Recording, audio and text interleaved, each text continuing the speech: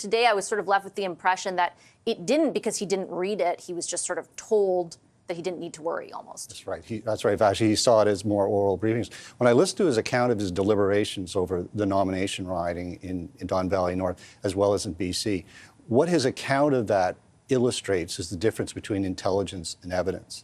CSIS is an intelligence agency. They're a lot like the canary in the coal mine. They provide a forecast, strategic threat that's coming in. And so the reporting lacks that granularity that he's looking for when he says, you know, the buses and the Mandarin speakers and whether the votes went a certain way.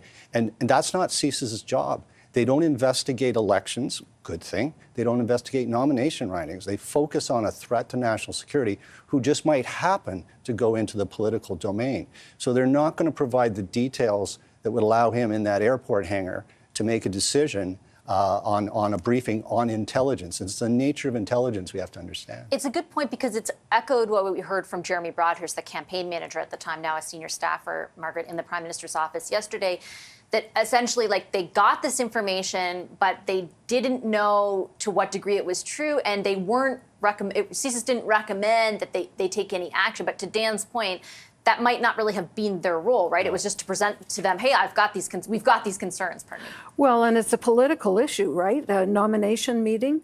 And so it would be up to the Prime Minister to decide if he wants to do something with the information he was given by CSIS. And a lot of that was really specific. It was students being threatened, that their families back home would be affected. They might lose their visa to go to school in Canada unless they voted for Han Dong. Seniors that had his name written on their arm.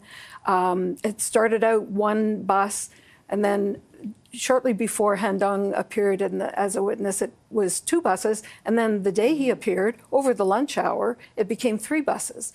So we don't know, who's paying for these buses. And I haven't heard anybody say that they've investigated that. And so that's a concern. And the fact that Jeremy Broadhurst said in his testimony that he wanted to see a photo of the bus, he was looking for proof. Mm-hmm. This is not, as Dan says, a context in which you would expect proof, at least in the first tranche of information that's provided. And, the same thing with the $250,000 that was ostensibly provided by the consulate to be doled out to various campaigns, 11 of them. And it was transferred from, according to CSIS, from one individual to another individual. And then what? Nothing? PMO says, well, we don't know that anything actually happened with it. But that's just because they don't have information. I think it's really tangible that there is something to see there. Big picture, Dan, when you listen to the testimony of the Prime Minister and the ministers before him, what is your sense about the degree to which they wanted to know more about the broader issue? Like, clearly it was conveyed to them the integrity of the election was not at risk. But we now know there is stuff that circulated about the possibility of there to be a desire on the part of the PRC to interfere in the election. Like, do you have the sense that they wanted to know more, or that they tried? I think what signaled early, the panel of five, the site task force, the minister today, the current Minister of Public Safety, and the Prime Minister, is this deliberately high set threshold. They have a threshold that has to be met before they can swing into action. So when you have a threshold that's so high, meaning the election wasn't fair, and you need to actually contact law enforcement and go in there, in the absence of meeting that threshold, there isn't really anything from that perspective they should be doing.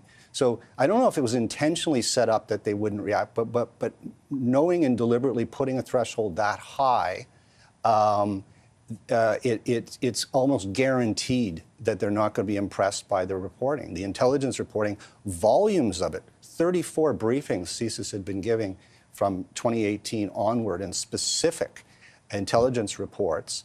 But in an aggregate sense, that's impressive, but it's not meeting this imposed threshold that I think is too high and unrealistic. So thus the Prime Minister and the ministers can clearly say it just wasn't good enough to tell us there wasn't a fair election.